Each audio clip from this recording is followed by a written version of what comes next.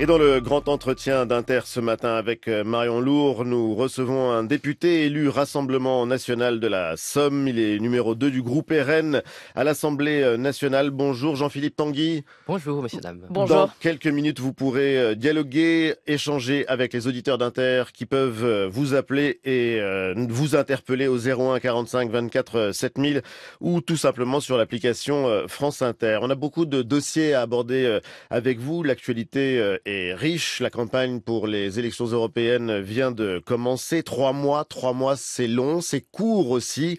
Et on va commencer malgré tout par une question de géopolitique. Emmanuel Macron, le président de la République, recevait les chefs de parti, dont le vôtre, Jordan Bardella, jeudi, pour parler de l'aide à apporter à l'Ukraine. La thèse d'Emmanuel Macron, je le cite, c'est que face à un ennemi qui ne met aucune limite, nous ne pouvons pas nous permettre d'en formuler. Je ferme les guillemets. Qu'est-ce qui vous a gêné dans cette phrase, qu'on comprenne bien votre position aujourd'hui dans le conflit russo-ukrainien?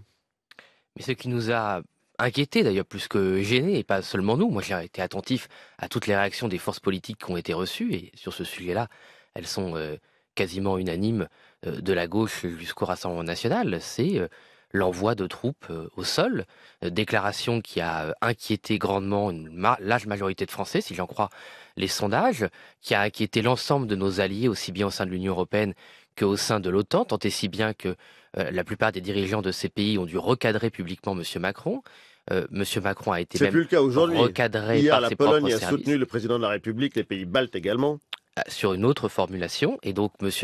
Macron ensuite a dû revoir ses déclarations. J'ai aussi entendu M. Lecornu hier, qui lui-même a fait des déclarations bien différentes, où on revenait en fait à un soutien logistique et à un soutien de formation de l'armée ukrainienne. Et c'est sur ces déclarations, Il n'a jamais M. été question Badou, de troupes combattantes au sol, hein, soyons écoutez, clairs. moi je veux bien qu'on réécrive ce qu'a dit M. Macron. Il a tout au moins eu une ambiguïté lors de ses déclarations, puisqu'il avait un ton extrêmement martial. Il n'a pas absolument pas précisé lors de cette déclaration, alors que c'était une conférence de presse assez longue, qu'il voulait se limiter à la formation de troupes ou l'envoi de services logistiques. On voit bien au mieux, il était pour l'intérêt du monde, de la paix dans le monde. Il était dans la provocation du débat national. C'est ce que vos confrères de l'opinion ont révélé, c'est qu'ils voulaient visiblement démasquer le Rassemblement national et les autres forces politiques, dire qui, soi-disant, était dans la caricature et qui était dans la caricature, c'est lui. Or, sur des décisions aussi importantes, sur des déclarations aussi importantes que la guerre ou la paix, Mm. je ne conçois pas qu'un président de la République puisse être dans la politique politicienne, et c'est quand même assez grave. Et d'ailleurs, je pense que même ses soutiens au sein de la majorité, je l'ai vu au Parlement, n'étaient pas très fiers des déclarations de M. Macron. Alors, ça s'appelle l'ambiguïté stratégique. En tout cas, l'Élysée appelle ça comme ça. Le fait de ne pas dire qu'on a des forces au sol, mais qu'elles ne sont pas combattantes, c'est aussi une façon peut-être de peser sur Vladimir Poutine. Parce que sinon, qu'est-ce qu'on fait? Mais madame, moi ça j'entends ce que vous me dites, c'est effectivement les propos de M. Lecornu hier, vous n'avez pas eu de réaction négative aux propos du ministre de la Défense, qui était dans ce que vous dites, dans la position que vous indiquez, mais sans aller, comment dire, sans ouvrir des perspectives martiales, des perspectives d'entrée en guerre de la France avec des troupes au sol qui ont inquiété, en une fois encore, tout le pays. Donc moi je veux bien qu'on ne refuse que M. Macron fasse des erreurs, que tout ce que dit M. Macron est toujours parfait. Moi je pense que M. Macron a commis une erreur, qu'il a voulu entrer en campagne politique de la pire des façons possibles et qu'il s'est fait recadrer aussi bien en interne qu'à l'extérieur par l'ensemble de nos alliés, par toutes les forces politiques françaises. Et tant mieux, puisque je crois qu'il n'y a pas de Français aujourd'hui qui veulent partir en guerre en Ukraine. Alors, on a du mal, quand même, Jean-Philippe Tanguy, à comprendre votre position, la position du RN vis-à-vis de la Russie. Parce que, par exemple, pour le premier débat télé des européennes, jeudi prochain, votre président Jordan Bardella envisage de se faire représenter par l'eurodéputé Thierry Mariani. Thierry Mariani, en 2019, épinglé par la DGSI comme un relais d'influence de Moscou. C'est quoi le message, là?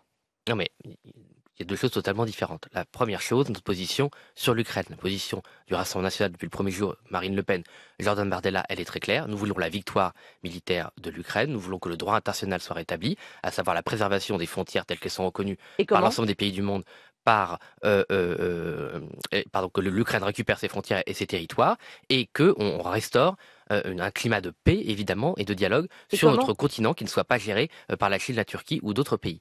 Et comment?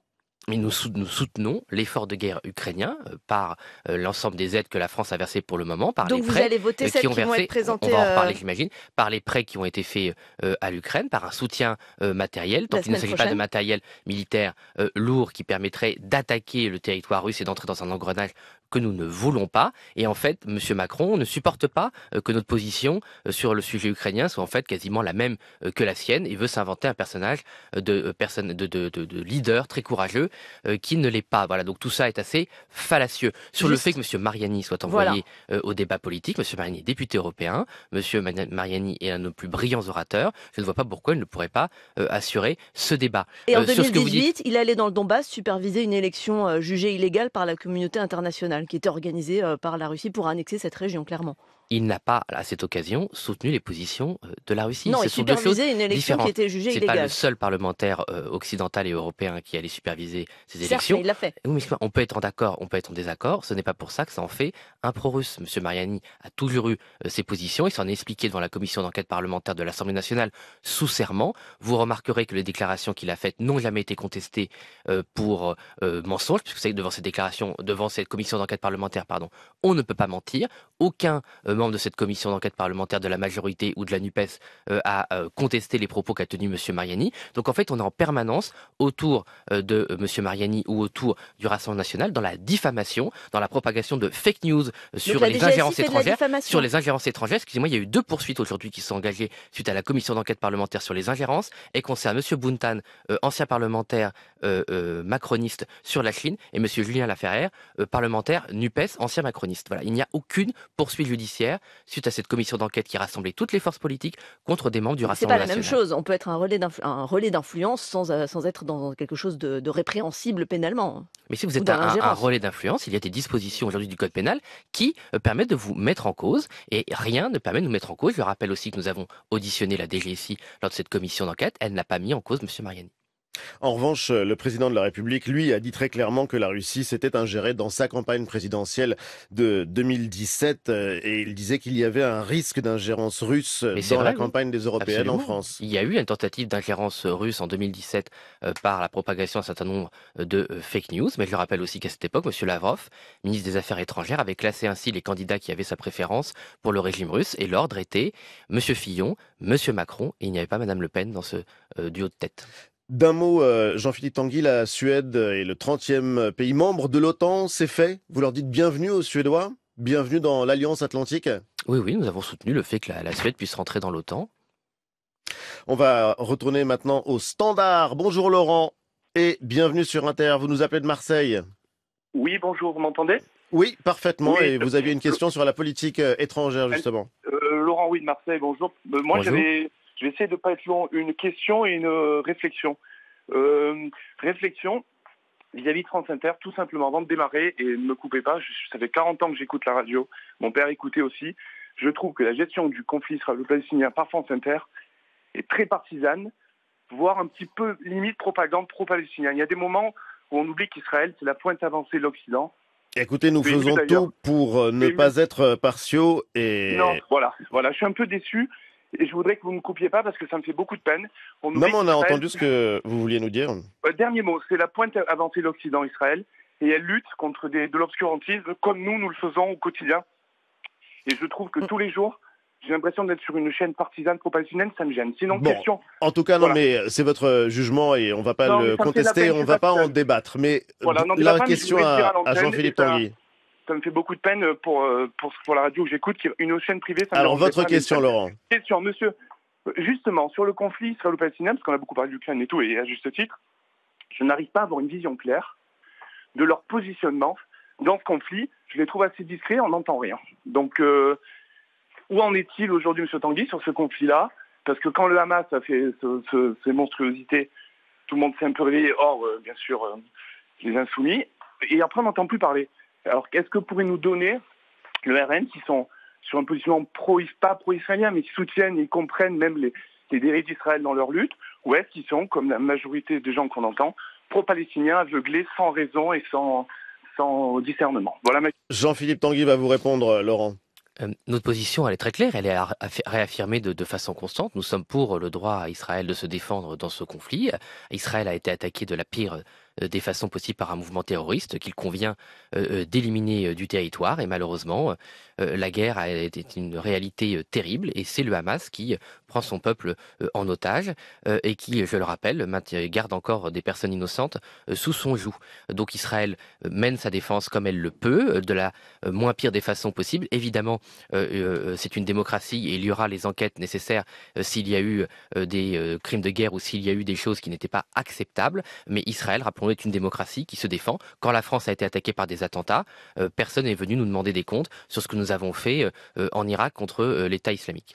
Est-ce que vous pensez que la France devrait déplacer son ambassade et Non. la transférer de Tel Aviv à Jérusalem? Non, nous pensons, nous sommes dans la ligne traditionnelle française telle qu'elle avait déjà été établie par le général de Gaulle, puis François Mitterrand et Jacques Chirac. Nous maintenons l'espérance d'avoir un jour 2 États et nous voulons maintenir l'ambassade là où elle est aujourd'hui.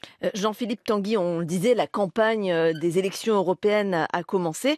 Vous avez une tête de liste, votre président, Jordan Bardella. Il n'a pas vraiment de bilan à défendre à Bruxelles.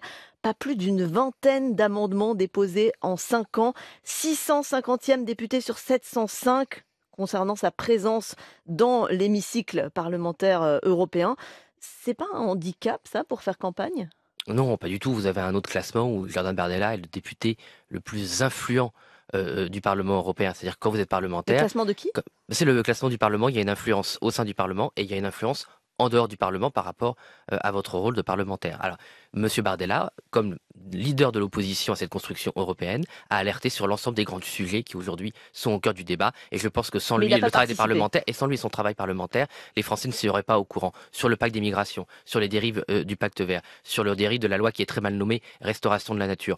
Autant de sujets qui aujourd'hui, sur lesquels les européistes font machine arrière et donnent raison au Rassemblement national. C'est ça le rôle d'un parlementaire, c'est pas de déposer des amendements pour déposer des amendements. Il est très étrange, je dis aussi comme Pour parlementaire influencer la français, loi, ou je dis, le- ou oui, mais les quand vous êtes règles. en désaccord, un amendement, comme il le dit très bien, c'est pour nuancer une loi.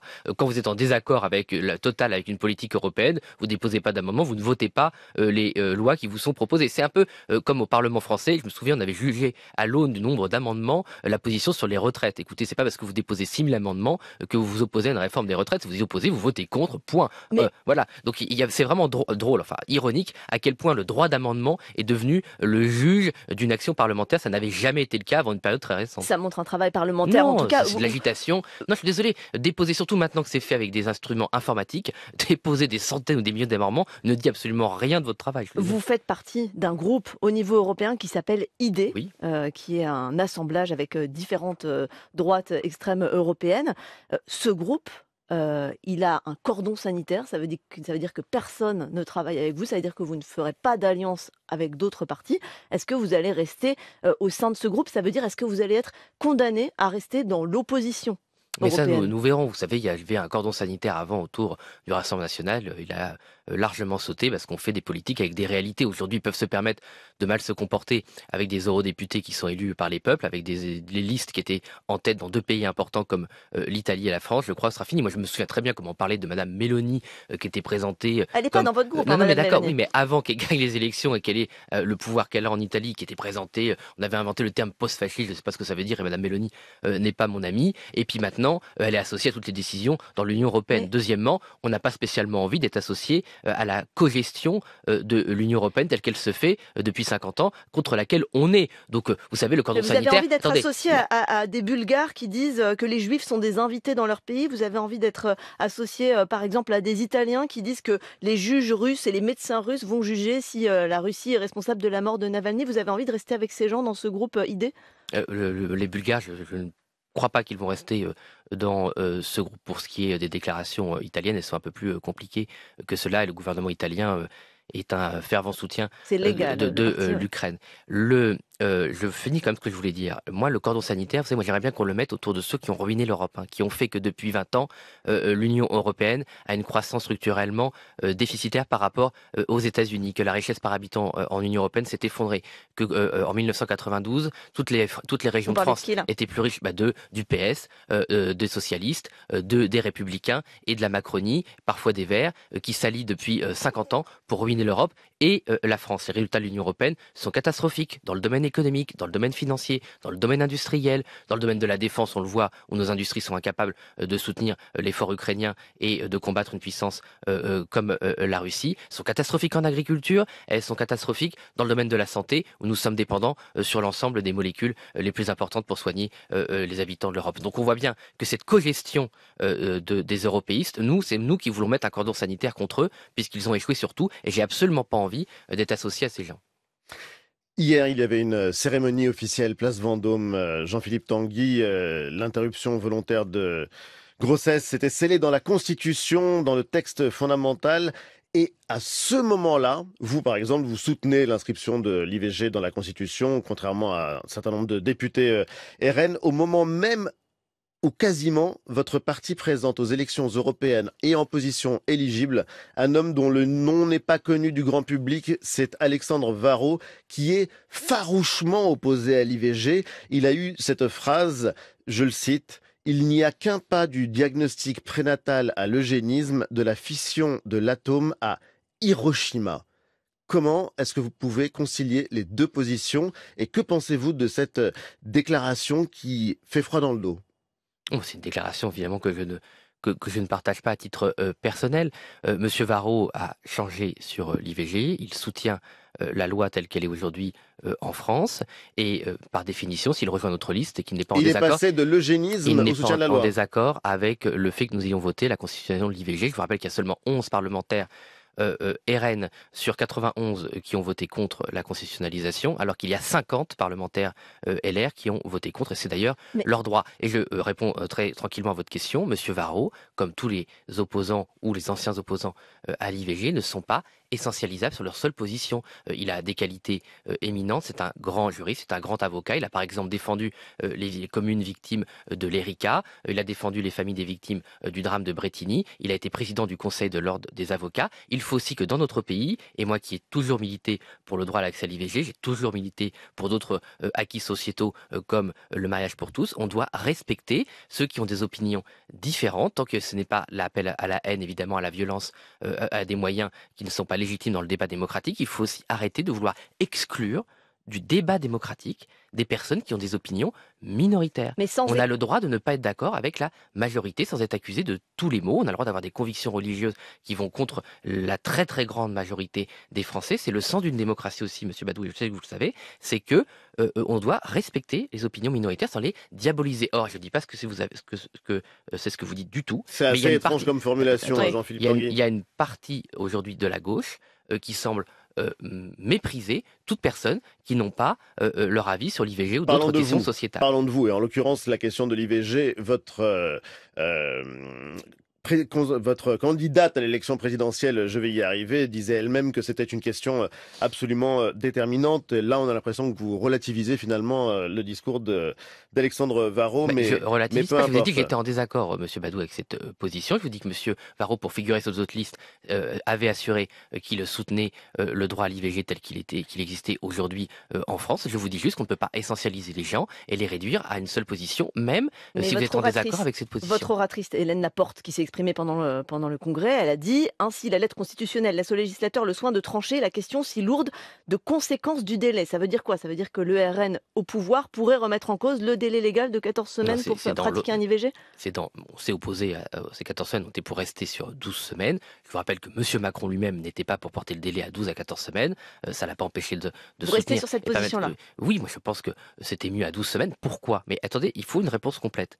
Nous étions contre l'extension de ce délai parce que dans l'essentiel des cas, c'est parce qu'il est aujourd'hui difficile d'avoir accès à l'IVG pour des raisons médicales et qu'il y a un tiers de nos départements qui sont un désert gynécologique. Vous avez un grand problème d'accès à la prévention, un grand problème d'accès à la médecine pour les femmes. Les femmes, en particulier les mères de famille, sont celles qui sacrifient le plus leur santé, leur accès à la santé, du fait de leur charge mentale et des contraintes qui s'imposent à elles. Et si vous voulez élargir le délai, non pas parce que c'est une demande des femmes, mais parce qu'on a des problèmes dans le système de santé, ce n'est pas acceptable. Je ne crois pas que ce soit une grande avancée. C'est au contraire un recul de l'accès à la santé pour les femmes. Hier, le président de la République a salué la mémoire de grandes figures du féminisme. Il est allé fleurir les tombes de Simone Veil, Simone de Beauvoir et Gisèle Halimi. Il a bien fait?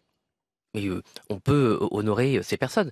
Moi, Gisèle Halimi? j'ai un désaccord avec Gisèle Halimi, non pas sur son engagement féministe, mais sur le rôle qu'elle a eu sur la guerre en Algérie, où elle a défendu des intérêts opposés à la France et soutenu des mouvements qui ont assassiné et tué des Français. Donc évidemment, je ne peux pas mettre sur un même plan Madame Halimi et les deux autres femmes qui sont Donc, admirables. Emmanuel Macron n'aurait pas dû aller fleurir sa tombe. Mais si, mais moi je peux je peux comprendre qu'on rende hommage à quelqu'un sans partager tous les combats de cette personne ou même condamner une partie des combats de cette personne. Moi je suis pas un donneur de leçons, un inquisiteur. Je suis pour la tolérance et surtout je suis pas non plus pour faire les procès des gens une fois qu'ils sont morts et puis là pour se défendre. Surtout que Madame Halimi, elle savait se défendre elle-même, même quand elle se trompait lourdement.